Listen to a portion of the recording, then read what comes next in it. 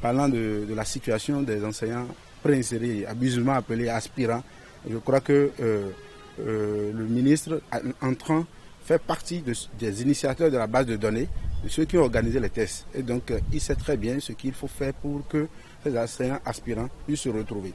Parce que, abusivement appelés aspirants, ils connaissent le métier, ils exercent le métier. C'est des gens qui font le même travail que les permanents, je dis permanents et contractuels d'État, mais qui sont moins payés et sont surchargés. Donc vous voyez, ces surcharges d'heures font que ils tombent malades tout au long de l'année. Nous avons eu la fameuse question de 30 heures. Je crois que le ministre entrant a suivi de près toutes les actualités concernant ces 30 heures. Finalement, c'est devenu 28 heures.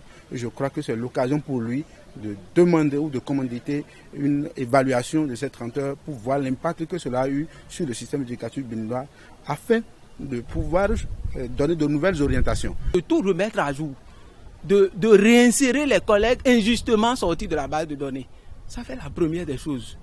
Il faudrait que cette année, bien avant la rentrée, qu'on déploie déjà ou qu'on maintienne au poste et ceux qui sont déjà là et qu'on complète avec le vide. Il faudrait que, obligatoirement, puisque notre président de la République l'a annoncé à l'occasion de son investiture, c'est un mandat qui sera hautement placé sous le signe du social. Donc, il faudrait qu'à partir de cette rentrée qui s'annonce là, on nous signe un contrat de 12 mois sur 12. La question qui taraude un peu les esprits aujourd'hui, c'est que les enseignants abusivement appelés aspirants, n'est-ce pas, avaient travaillé l'année dernière dans des conditions vraiment difficiles et avaient exécuté des heures supplémentaires, mais ces heures supplémentaires restent jusqu'à présent impayées.